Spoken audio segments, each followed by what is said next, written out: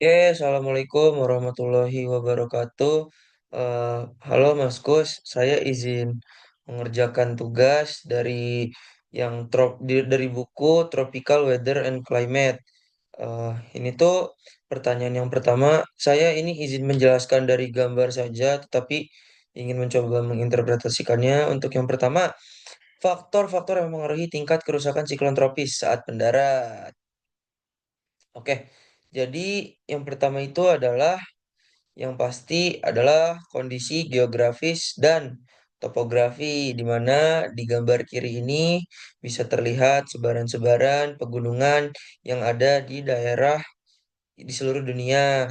Contohnya itu ada di daerah sekitar India, Tibet, Bangladesh, di mana ini juga terjadi pertemuan antara laut dan daratan, tetapi langsung menjulang pegunungan Himalaya sehingga aliran jet stream itu dapat terpecah menjadi dua. Lalu untuk di daerah Karibia atau daerah kepulauan yang dekat dengan Miami itu adalah karena banyak sekali pulau-pulau kecil yang menghadap samudra sehingga angin dan gelombang yang bertekanan antara pertemuan front hangat dan front dingin itu bisa saling berputar sehingga dapat menyebabkan badai. Yang dimana badainya ini juga kecepatan anginnya itu maksimum. Semakin tinggi kecepatan anginnya, maka semakin besar kerusakannya yang bisa diukur oleh Saffir-Simpson atau Beaufort. Dengan adanya badai itu juga dapat mempengaruhi curah hujan yang ada di situ dan juga kecepatan anginnya sendiri baik itu di bawah maupun di atas. Maksudnya kecepatan itu adalah perpindahan pergerakannya. Lalu untuk di daerah Hong Kong dan Jepang, di situ adalah daerah dengan tempat yang pulau-pulau namun terdapat banyak sekali bukit. Seperti yang kita ketahui bahwa di daerah Jepang situ adalah Sirkum Pasifik sehingga keadaan pegunungannya itu banyak, cukup banyak. Dan untuk di Australia di bagian utara sendiri juga terdapat beberapa deretan lembah-lembah atau gunung-gunung yang cukup tinggi namun sudah sangat tua yang mengindikasikan sebagai topographic barrier. Namun pada beberapa negara yang sudah memiliki kemajuan dalam mengelola atmosfer ini itu tentunya juga cukup berpengaruh terhadap eh, kondisi banyak korbannya. Contohnya itu di Amerika dan kita ingin membandingkan dengan India yang dimana di Amerika itu struktur bangunannya banyak yang kokoh, sementara di India banyak rumah-rumah yang kecil dan sederhana.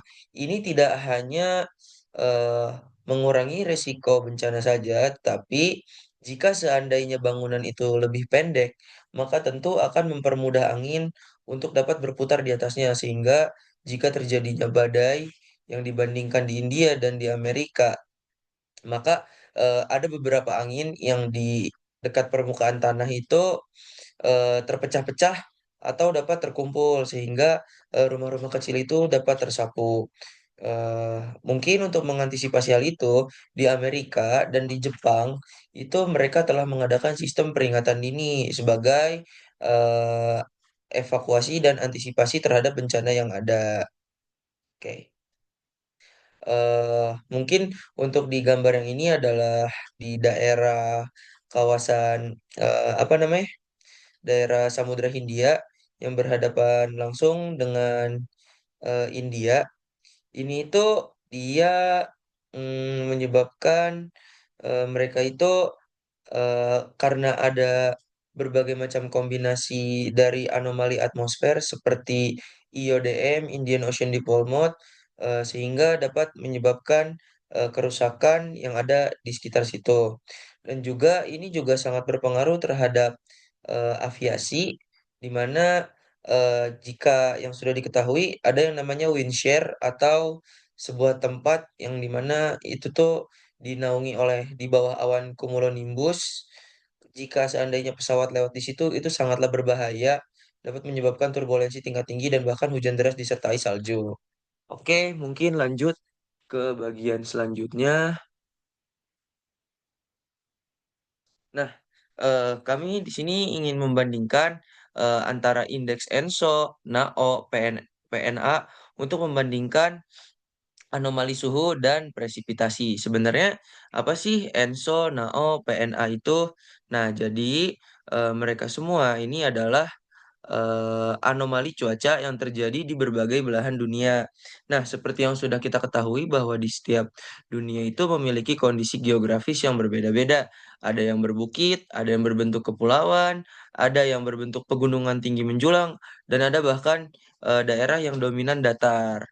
Oke, mungkin untuk ENSO itu sendiri kita sudah sering mendengarnya El Nino dan La Nina. Itu adalah sebuah fenomena di mana eh, pada 5 tahun sekali itu keadaan laut tiba-tiba memanas ataupun laut tiba-tiba mendingin. Nah, hal itu dapat menyebabkan pengurangan terhadap penguapan. Nah, jika penguapan itu berkurang, maka otomatis hujan pun akan ikut berkurang. Jika hujan berkurang, maka akan mengakibatkan yang namanya kekeringan. Nah, tetapi pada beberapa momen, setiap kurang lebih 20 sampai 30 tahun sekali, itu dapat terjadi momen yang bersamaan, di mana El Nino itu langsung bisa langsung terselenggarakan dengan IODM, sehingga eh, pada sebab tekanan dua dua anomali cuaca tersebut dapat menyebabkan kekeringan yang super ekstrim, sehingga mungkin kita harus bisa lebih waspada terkait fenomena ini. Sejujurnya ENSO, NAO, dan PNA ini hanyalah perbedaan di tiap-tiap bagian negara saja. Untuk yang di NAO ini adalah terkait North Atlantic Oscillation. Jadi di daerah Amerika bagian utara, sampingnya Kanada dan langsung berbatasan dengan Eropa. Sama seperti halnya pemanasan dan pendinginan. Namun karena samudranya itu adalah Samudra Atlantik yang dimana eh, lebar ke bawahnya lebih luas, lebar ke selatannya lebih luas, sementara timur baratnya kecil, sehingga mungkin efeknya tidak sebesar El Nino dan La Nina. Tapi di luar dari itu, faktor-faktor lain seperti topografi, faktor-faktor daerah dekat kutub tentu dapat mempengaruhi juga yang tidak dapat eh, di yang tidak ada di El Nino dan La Nina. Nah, untuk PNA sendiri, Pacific North America Pattern itu adalah sama umumnya seperti ENSO. Namun perbedaannya itu adalah kejadiannya ini di Selat Bering atau perbatasan antara Rusia dengan Alaska. Sehingga sebenarnya sama fundamentalnya antara dingin dan panas, yang dimana yang biasanya dominan dingin itu ada di daerah kutub atau di utaranya Selat Bering, dan yang panasnya itu bisa di daerah Siberia ataupun bisa di daerah yang Samudra Pasifik di bagian utara. Seperti itu. Mungkin untuk pertanyaan selanjutnya itu adalah persamaan dan perbedaan monsur besar di dunia. Mungkin untuk yang kali ini saya akan membandingkan 4 daerah, di mana daerahnya ini adalah daerah di Asia Tenggara, di daerah Jepang, daerah India, dan di daerah Afrika Barat. Balik lagi ke konteks yang tadi, di mana keadaan geografis di keempat daerah ini tentu memiliki keadaan yang berbeda-beda. Untuk memudahkan, di daerah Asia Tenggara ini itu daerah yang dimana kepulauan atau archipelagonya itu luas. Untuk di daerah Jepang itu memiliki motif perbukitan yang langsung menghadap dengan bukit-bukit yang ada di Cina. Nah, untuk di India sendiri itu ada kayak semacam Samudra Hindia yang di utaranya itu langsung berhadapan dengan pegunungan Himalaya, sehingga jet streamnya itu dia berbelok karena adanya pegunungan. Dah, untuk di Afrika Barat sendiri ini adalah motif yang cukup unik karena dia hanya berupa daratan yang luas, sehingga perpindahan panasnya itu sangat relatif cepat. Apanya? Penyimpangannya seperti itu. Mungkin jika kita membandingkan antara dua keadaan, contohnya kita ambil di musim dingin dan musim panas, atau jika di tropis itu adalah musim kemarau dan musim hujan. Untuk di muson timur, muson timur sendiri adalah angin yang berhembus dari arah Australia dan menuju ke arah Asia Tenggara. Nah, di mana itu tuh angin tersebut membawa udara panas dari Australia, dari gurun-gurun yang terbawa terangkat hawa panasnya itu ke arah Indonesia dan bahkan menuju Asia Tenggara. Hal ini bisa diakibatkan karena lamanya penyinaran di Australia itu menyebabkan udara keringnya pun ikut naik. Australia itu, jika kita bisa dilihat dari gambar sini, itu adalah satu dataran luas, di mana sampingnya itu juga laut. Nah, otomatis jika mataharinya seolah-olah menyinari di bagian lautnya dan awannya itu bergeser ke arah gurunnya itu, maka otomatis yang terangkat ke atas adalah panas dari hawa panas dari gurunnya dan hawa panasnya itu kemudian bergeser ke arah Asia Tenggara dan begitu pun sebaliknya. Inilah yang menyebabkan implikasi terjadinya musim hujan dan musim kemarau yang ada di Indonesia. Nah, untuk di daerah Jepang tersendiri ini tuh sebenarnya fenomenanya mirip. Hanya saja ini di daerah Jepang itu mm, bentuk kepulauannya itu adalah dominan di daerah barat itu pegunungan dan di daerah timur adalah laut sehingga terdapat barrier yang dimana memaksa udaranya itu untuk saling bertabrakan antara dua massa udara yang memiliki beban yang hampir sama sehingga terdapat satu jalan atau satu satu kesetimbangan di mana di situ terjadi ketidak kekerapatan udara yang sangat kencang sehingga di situ juga dapat muncul adanya aliran jet stream karena seperti halnya arus laut itu adalah seperti seolah-olah selang air yang dihimpit sehingga memiliki tekanan air yang lebih tinggi.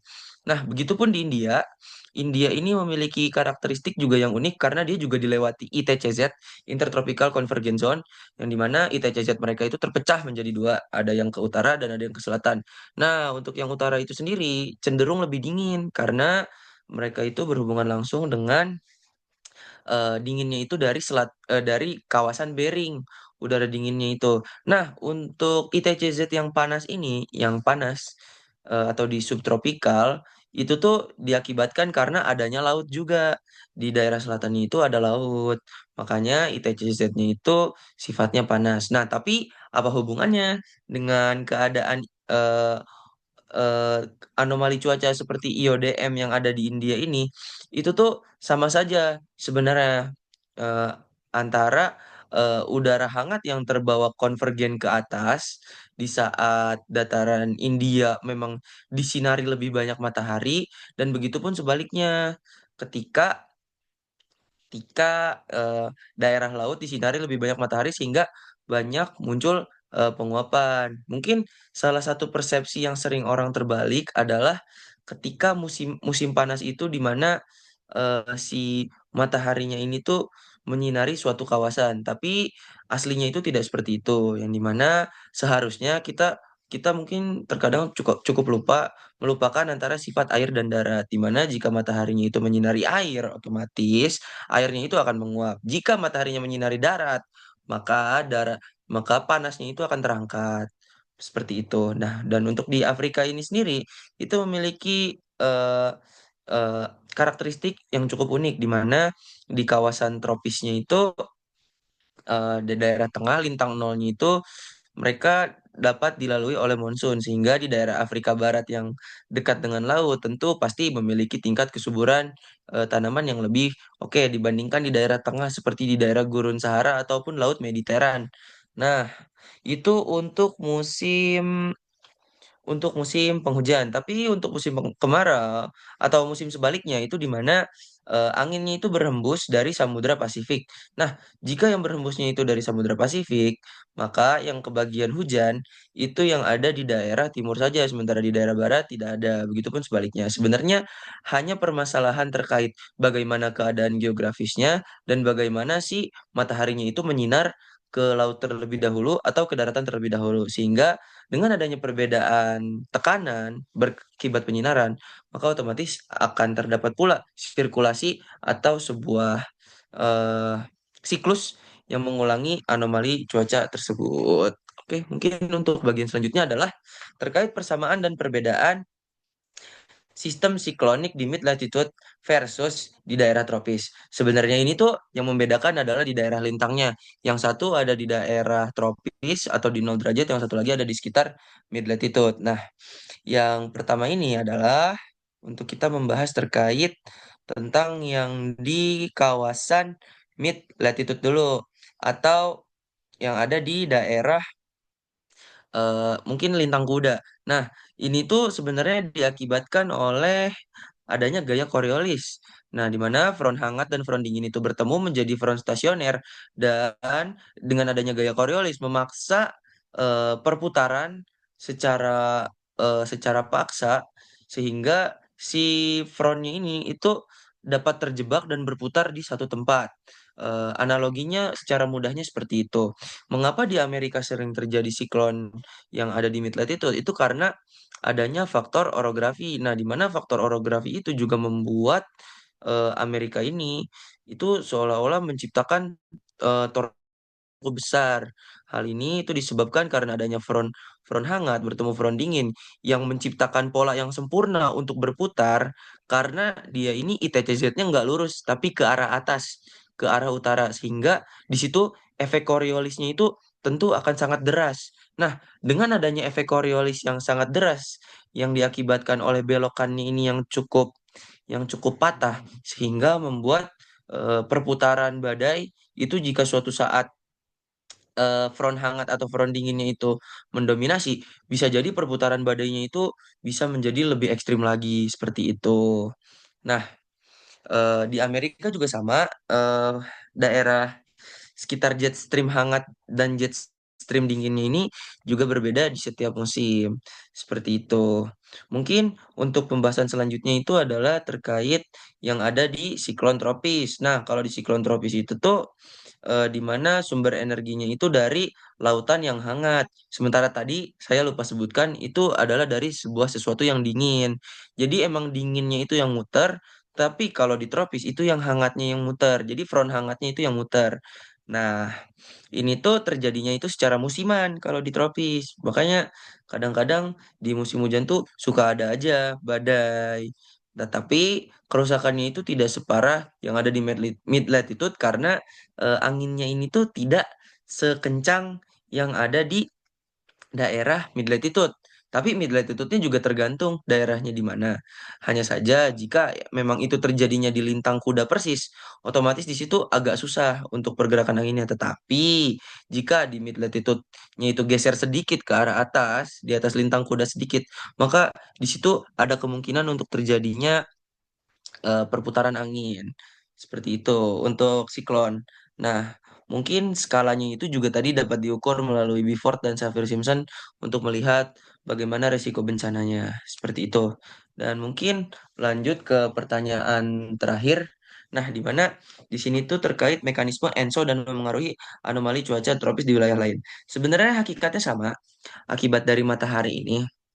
Tapi sebenarnya jika kita bandingkan, bagaimana sih sebenarnya hubungan jika seandainya terjadi ENSO di wilayah sini, maka di wilayah sini akan terjadi hal apa gitu. Sebenarnya tergantung, karena penyinaran matahari, gerak semu mataharinya tuh setiap setiap 5 tahun sekali atau bahkan 20 tahun sekali itu pasti mengalami namanya siklus gerak semu matahari. Jadi matahari itu akan bumi itu akan berputar pada porosnya dan pada matahari, dan memiliki orbit tertentu, jalur orbit tertentu yang menyebabkan terkadang dua fenomena ini dapat berlangsung secara bersamaan ataupun bahkan tidak terjadi sama sekali. Nah, ini juga dapat mengganggu anomali-anomali cuaca ini dapat mengganggu adanya gerakan jet stream yang tidak stabil, di mana jet streamnya ini tuh dia kadang-kadang bergerak di atas, kadang-kadang bergerak di bawah, sehingga menyebabkan persebaran hangat dan dinginnya itu juga menjadi berbeda. Misal kita ambil satu kejadian di mana eh, La Nina di kita hujan. Oke, kalau La Nina di kita hujan, otomatis laut kita panas. Dan di daerah Amerika sana, itu lautannya dingin. Sehingga menyebabkan mereka itu musim kemarau. Nah, efeknya itu apa? Efeknya itu adalah jet stream yang panas itu menjadi lebih dominan. jet stream yang dingin menjadi lebih berkurang. Sehingga jika seandainya jet stream panas itu lebih bertambah, otomatis kemungkinan siklon, kemungkinan perputaran front, pertemuan front yang berputar yang dibantu gaya Coriolis itu akan semakin parah. Sehingga jika seandainya itu terjadi, kita seharusnya sebagai geografer bisa mengidentifikasi di daerah mana saja sih yang akan terdampak secara ekstrim untuk bencana-bencana seperti badai. Tapi sejujurnya saya masih belum cukup mendalam ilmunya untuk menelaah berbagai ilmu seperti badai Katrina, asal muasalnya seperti apa dalam korelasi aplikasinya itu pada atmosfer ini, hanya saja saya hanya dapat menyampaikan fundamentalnya seperti itu. Mungkin sekian yang dapat saya sampaikan. Mohon maaf apabila terdapat kesalahan dan kekurangan kata. Saya tutup dengan Assalamualaikum warahmatullahi wabarakatuh.